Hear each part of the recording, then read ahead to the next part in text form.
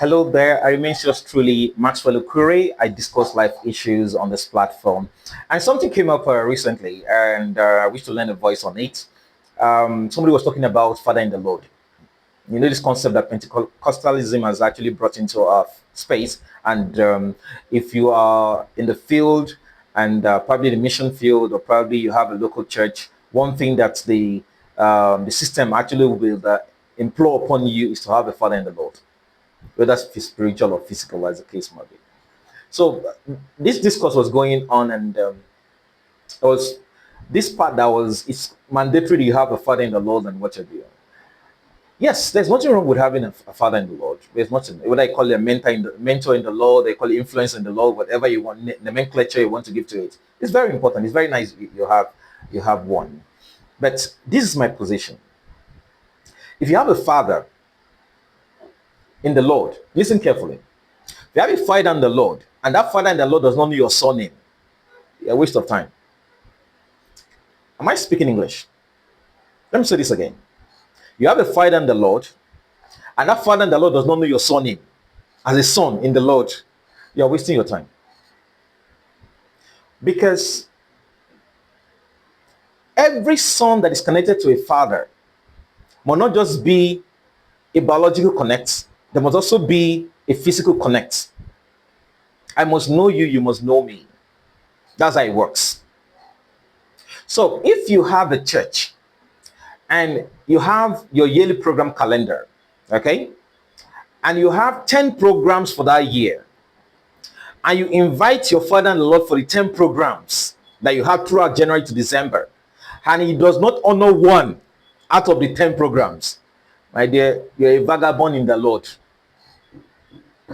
Nobody knows you. I will encourage you to retrace your step, because a father that is really your father in the Lord will create time for the son. I'll repeat. If you are connected to a father and that father does not know your surname, you are wasting your time. So let's create a practical instance. I like being practical with most of these instances. There's this church in Sulere, for those that are very familiar with Lagos, Babsani Masham, Global Impact Church to be precise. The pastor of Yemi Davis, very great guy, great personality,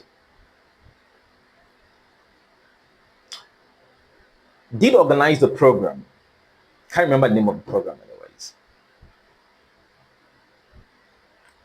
And the news went round, advertised that Oyedepo was coming to that church. Now, some skeptics, critics came up like, it's not possible. This small church, Oyedepo come here to come and do words, you know. There were a whole lot of news. And I tell you, when you have a scenario where the impossible overshadows the possible, that news spreads faster. When you have a scenario whereby the impossibilities you have on ground is kind of a little bit overwhelming compared to the possibilities, such news, such content goes faster than expected, more than wild Australian fire. So the news started flying about. You can't come. What do you want to come and do here? And blah, blah, blah. And his pictures, everything has gone round. So it was expected that he was supposed to come. Then if he will not be coming, then to damage the image of the church without being in fact, you don't need an oracle to tell you that. Lo and behold, on the set day of the program, Oyedepo appeared. He came to the church. I was not there, I was told. Before then, I told the person that informed me about that scenario that if truly Oyedepo is the father in the Lord of Pastor Yemi, he will honor him. That's what I said. Except there is no connect. But if there is a connect, that man will honor him. Because a father cannot disregard a son that is in need. And that's why the man came and honored that invitation. And do you know what impact is coming? I mean, Oyedepo's coming to the church, did to the church. Now, it created a new nomenclature for the church, a new spectrum, a new ambience for that church. Now, the church doesn't have to exceedingly just talk. They have to talk based on realisms on ground. And that projected the church to the next level. So I'm speaking to you as a co-laborer in the field too. If you have a father in the Lord that does not know your surname, does not honor your invitations, then I guess you have to rethink it.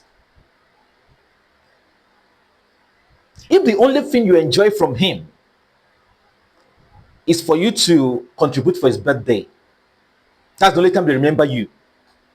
Pastor this, Papa wants to do our birthday. So, with reference, you are the son. You have to contribute 150,000 naira. You have to contribute 10 million naira. You have to contribute this so that we can buy our Papa a wonderful gift for his birthday. If that's the only time they remember you, then something is wrong with that relationship. So you will now go back to your ministry because you don't have the money. You will now go back to your members and start taxing your members that do not receive directly from even this papa you're talking about. Am I speaking English? A man that enjoys the coverage of a father in the Lord will definitely feel the warmth of a father and the growth of divine establishment. There are no two ways about this. Keep shining in the Lord. Shalom.